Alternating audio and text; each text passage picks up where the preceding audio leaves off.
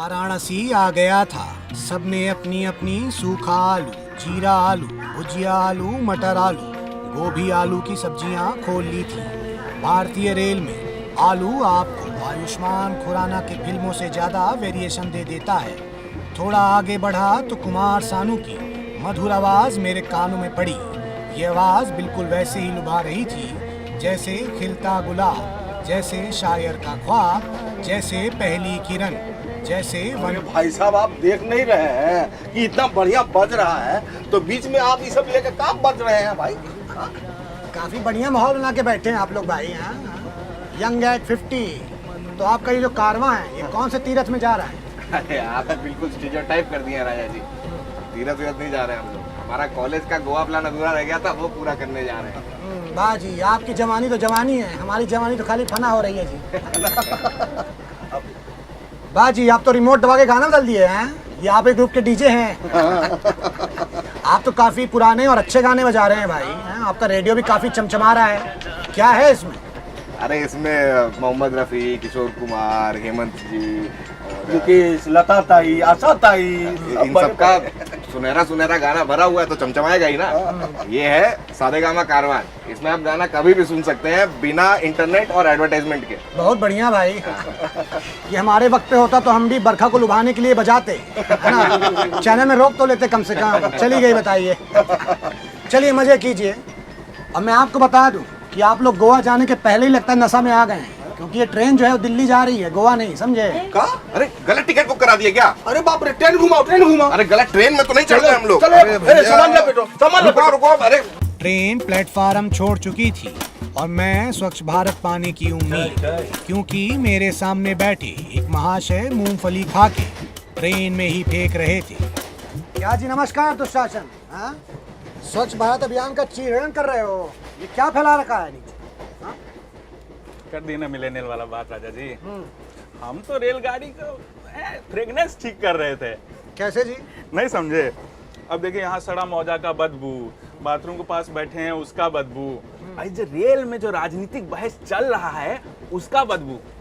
तो आप ये बताइए कि 24 घंटा का सफर हम कैसे काटेंगे हैं? तो ये मूंगफली जो है ना, इसमें प्राकृतिक लाभ है। और इसको ऐसा रगड़िए, ऐसा खचखचाइए, और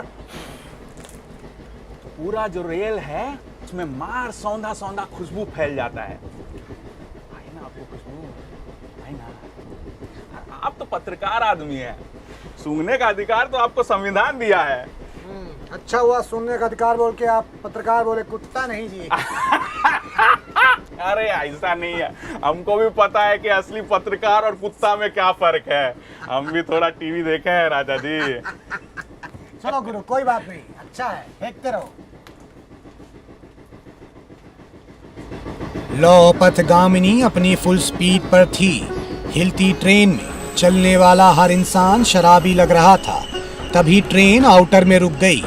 अक्सर टाइम पे रहने वाली ट्रेनें टाइम पर ना रहने वाली ट्रेनों की पासिंग के लिए रोकनी पड़ जाती हैं। देश में सिर्फ वीआईपीज नहीं, बल्कि कुछ ट्रेनें भी वीआईपीज वाले टेंट्रम थ्रो करती हैं। कुछ लोग इसकी शिकायत ट्वीट करने में लगे थे, तो कुछ लोग मस्खरी में ट्रेन के टायर पंक्चर हो जाने की अफवाह उड़ा रहे थे।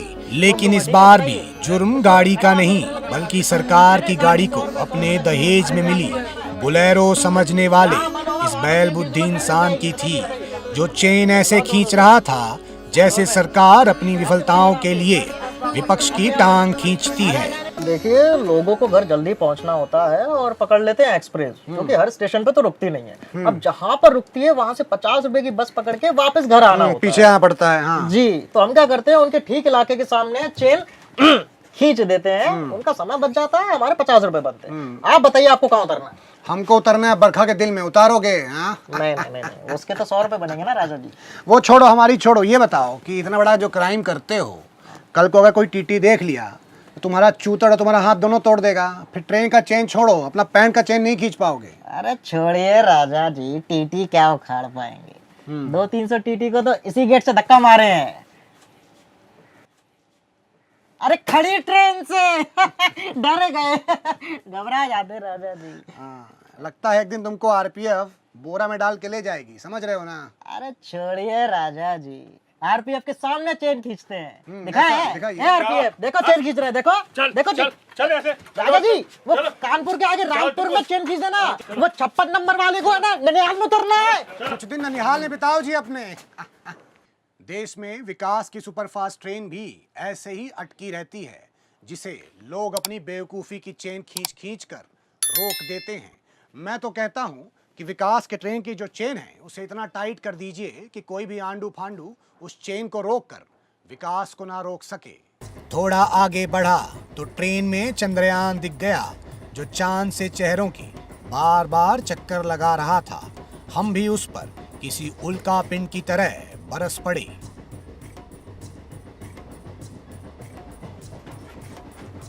क्या जी लल्ला, तब से देख रहे हैं हाँ? वो वाला बाथरूम जब पास पड़ता है, यहाँ लंबा घूम के काहे जा रहे हो हाँ? कौन लॉन्च किया है तुमको जो लैंड नहीं हो पा रहे हो? नाम क्या है तुम्हारा? राजा जी वो राजा जी हमारा नाम है भाई, तुम्हारा नाम क्या है? विक्रम विक्रम। क्या कर रहे हो यहाँ?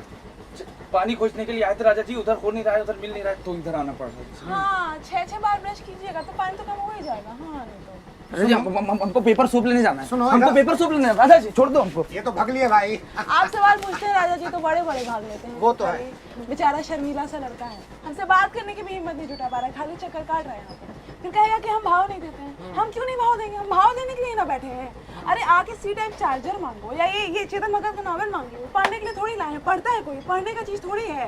सही बात है। इनको बहाना भी हम ही बताएंगे, सिंगल ही मरेंगे ना फिर ये लोग। अब राजा जी हमारा भी तो मन करता है ट्रेन में किसी हमसफर के साथ लेटेस्ट वेब सीरीज निपटा दे।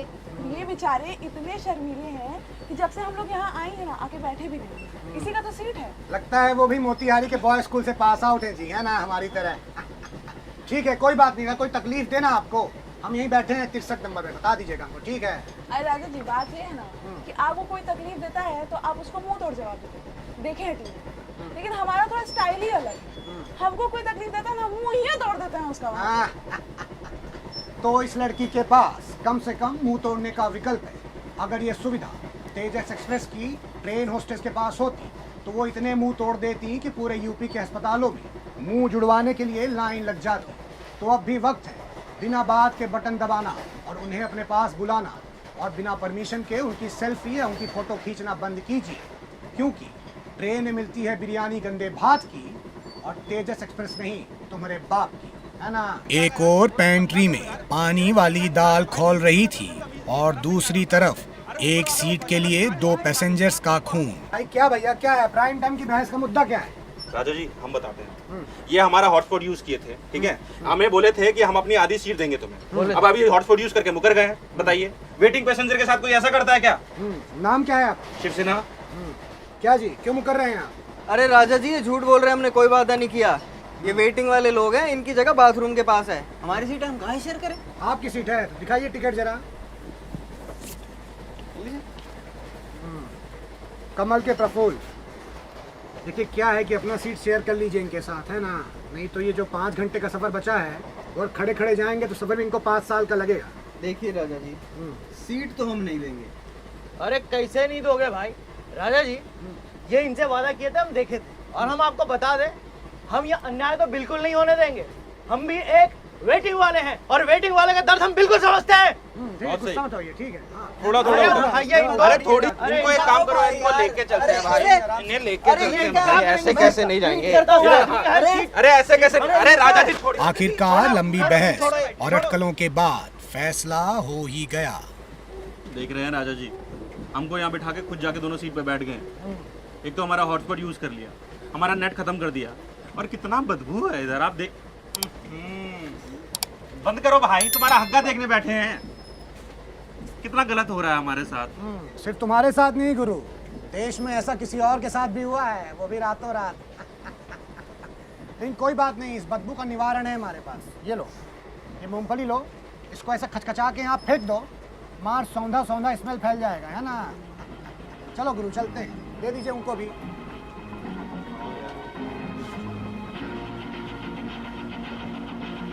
अब दिल्ली दूर नहीं था, सफर बस खत्म होने को ही था। कुछ लोग अपना सामान बांध रहे थे तो कुछ लोग अपना पेपर। हम भी कुछ बांध लिए थे।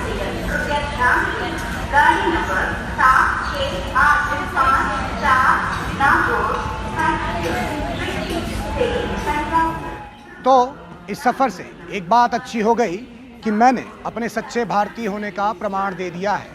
आज के बाद देश में मुझे कोई भी एंटी नेशनल नहीं बुलाएगा, क्योंकि मैंने अपनी संपत्ति समझ के रेलवे से ये तौलिया, इस साबुन का पुछ और ये कंबल चुरा ली है। तो मिलूंगा आपसे अगली बार, तब तक नमस्कार। मैं राजा रवीश कुमार। जाते जाते कुछ गाने की पंक्तियां याद आ रही हैं, वो चल के गा देता हूँ।